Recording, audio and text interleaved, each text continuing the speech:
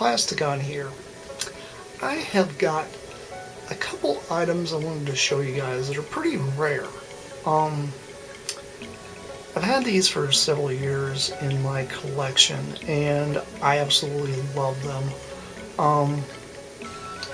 One of them happens to be something that is not even on the internet anywhere that I can see.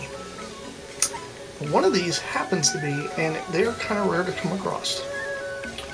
But let's start out with a little hat pin that I have. So you guys can tell it's a Generation 2 Decepticon hat pin. And this hat pin is actually from BotCon from way back in the day. I do know there were some vendors during the 90s that happen to have gotten these as well with some of the unreleased stuff that was coming out. These were kind of promotional pins as well. I don't know how well it's coming off on the back, but it's very difficult to read the back of it, but it does happen to have the correct stamping and such on it, showing that it is Takara and such. It's very hard to read because of how small it is. Actually, you had to use a magnifying glass to be able to read it. This is probably one of the rarest items I own, and it's really awesome. It's so small, and it literally sits in my collection room because I don't want anything to happen to it. I've debated so many times on wearing this thing, but I just don't want to. I would rather have a reproduction one or something to be able to wear. I do know there's a Autobot one out there I don't have yet.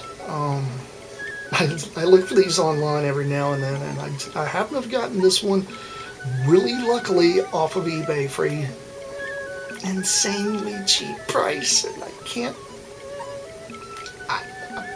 I can't not pat myself on the back for that, because that was much like my the Generation 2 annual from the UK. This is a very, very, very rare piece as well. Not the rarest yet, because I happen to have one more to show y'all.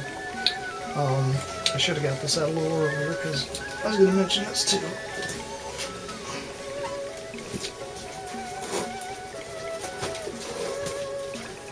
Books. Oh no! Things falling over on my toes. Anyway, this thing is awesome. Love this thing. If you guys could ever find one, get one. I happen to have got a crazy price on this one here as well. Been several years back when I got these, so there's a couple of little G2 goodness that you guys probably have never seen before. And this thing I've actually done a more in-depth thing about, so if you go back in my archives, I actually have an in-depth overview of that annual. One thing I do have, and I've asked several people I know that have been in the fandom for many, many, many years about this item, and I've found the brand name. It's called Spectra Star Kites. They made all different kinds of stuff. They made like He-Man, Garfield, G.I. Joe. But the one thing you cannot find online is the Transformers one. This happens to be Blitzwing. I know it's kind of hard to see because it's not out of the package, and I am not taking it out of the package considering how vibrant this thing looks. It almost looks brand new. I've been wanting to do a review about this thing, but I really can't come to the conclusion of taking it out of the packaging. The over packaging may be a little beat up, but I mean none of the artwork, nothing's messed up on the stuff on the inside at all. You guys can tell it's got a picture of Blitzwing there in his tank mode, and then him transformed here in the back. And this is a windsock. Now, if you guys don't know what a windsock is basically a tube of cloth or canvas or whatever.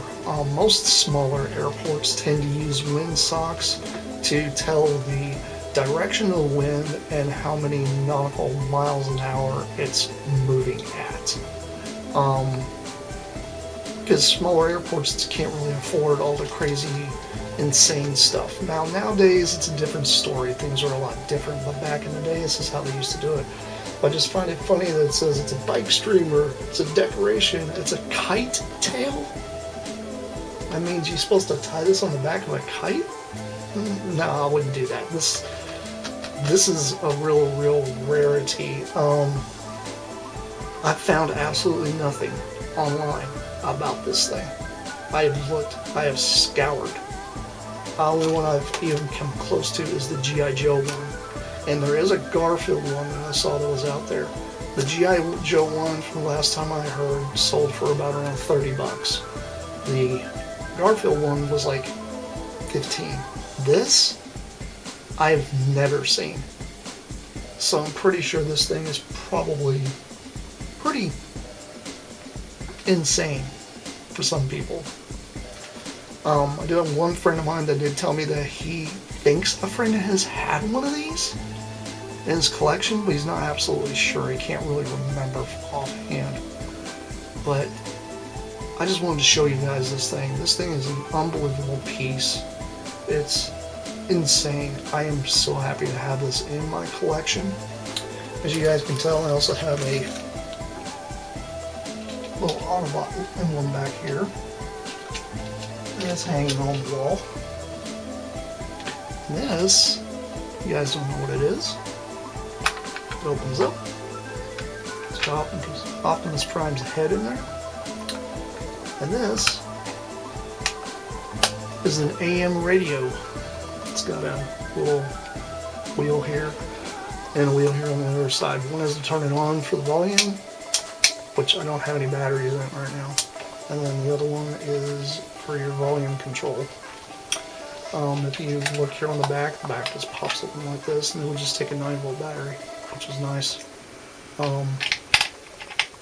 This is a very odd item. I wouldn't say this thing's super rare because I've seen several of these, especially since it still has the battery cover though. This does tend to hang on my wall, so it does get dusty, because I just love this thing. It's just so cool looking. And the fact that this is all a decal, like all this is a decal that's on here. And the fact that this thing's in its great condition it's in, as old as it is kind of nuts. But I did want to touch base with you guys and show you guys some really interesting things I've got in my collection. I do happen to have a few more things I plan on getting a little more in-depth about here in the future. But that's all I've got for right now. If you guys stay tuned, I'll have more coming y'all's way. This has been Plasticon, and this is me, signing off. Peace out, you guys. Ta-ta for now. Bye!